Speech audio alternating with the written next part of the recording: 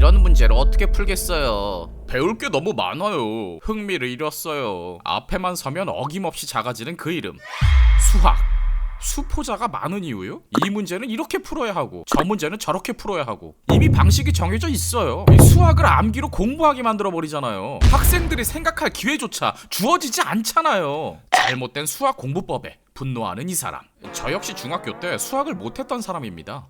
하지만 지금은 수학으로 밥을 먹고 살고 있죠. 누구나 가능합니다. 태도만 바꾼다면요. 수학으로 인생을 바꾼 한 남자, 그의 성공 스토리 지금 바로 공개합니다.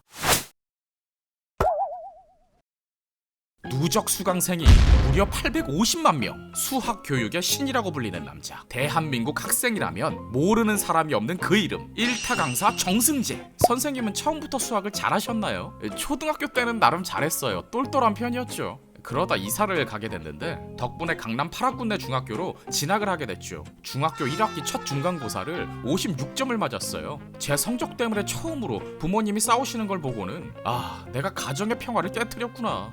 수학이 뭔데 도대체 이렇게 될까? 너무 고통스러웠어요. 그 어린 나이에. 집안 형편상 개인과외나 고액과외는 힘들고 어떻게 성적을 올릴까 고민하다 벽에 붙은 학원 전단지를 보게 됐는데 문구가 참 인상적이었죠. 겨울에는 덥고 여름엔 추워요. 보는 순간 이 학원이다 싶었죠. 제가 더위를 많이 타거든요. 수업료 19,500원. 매우 저렴한 대형 단과 학원을 들어가게 됐는데 놀랍게도 중학교 1학년 내내 괴롭히던 수학 문제들이 단 하루 만에 전부 이해가 돼버린 거예요. 그때 느꼈죠. 내가 수학을 못했던 게 아니네.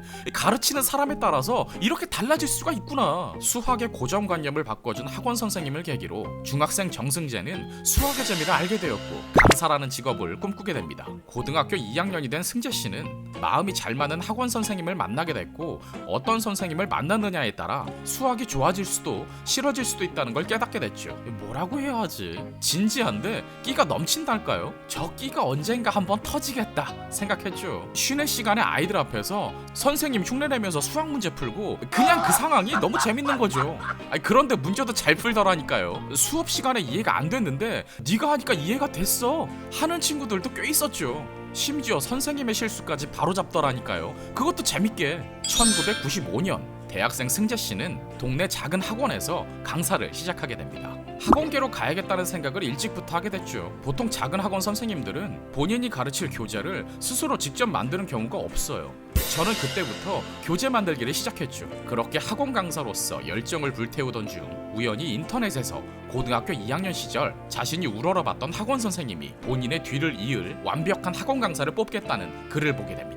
보는 순간 느꼈죠. 내 인생이 여기서 바뀔 것 같다. 승재 씨는 지원을 위해 선생님이 계시는 부산까지 부랴부랴 달려갔지만 선생님의 반응은 뜨뜻미지근했죠. 하지만 비장의 무기, 지금까지 애쓰며 만들어왔던 교재를 보여드리자 선생님은 감탄하며 승재 씨를 강사로 받아들입니다. 2000년 그때쯤 인터넷 강의라는 것이 막 태동하기 시작했는데 인터넷 강의가 너무 하고 싶은 거예요. 그때 제가 뭘 했냐면 학원 월급을 겨우겨우 모아서 카메라 한 대를 구매하고 맨날 인터넷 강사 흉내를 냈어요. 주변 선생님들이 다 이상하게 쳐다봤죠. 인간 강사를 할 수 있을지 없을지 모르겠지만 계속 찍어두면 언젠가는 도움이 되지 않을까 하면서 촬영을 이어갔어요. 조금이라도 질 좋은 영상을 찍기 위해 빛을 내어 장비에 투자하고 또 투자하고 그렇게 버텨나가던 중 한 인터넷 강의 업체의 제안으로 그동안 제작해두었던 강의 영상들을 반신반의하며 인터넷에 올리게 되었는데 조회수 급상승, 초대박이 터지게 됩니다. 그렇게 현재 그의 인생은 이렇게 바뀌었습니다. 1층은 커피집,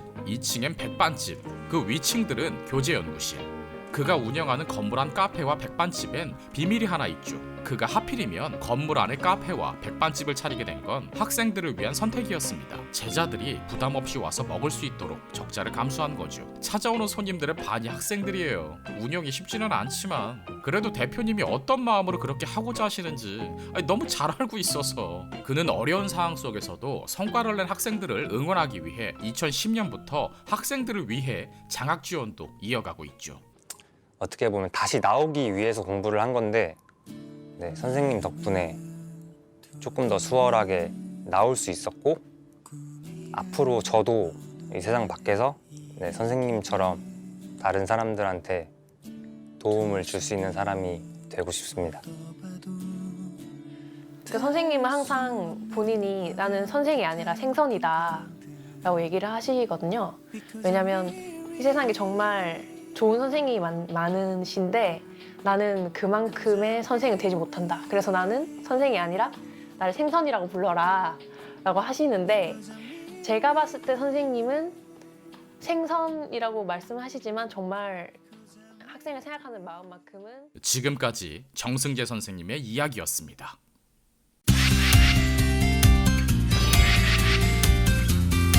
세상을 좀 바꿔가겠다. 세탁 말고 다른 거. 세탁을 하는 그 시간을 아껴서 본인에게 더 가치 있는 시간으로 만드세요라는. 그런 스마트 팩토리 자체를 자체 기술로 건설할 수 있는 기능을 이제 저희가 보유를 하게 된 거죠. 우리가 훨씬 더 가치 있고 소중한 것에 집중할 수 있는 시간과 기회를 마련해 줄 수 있다.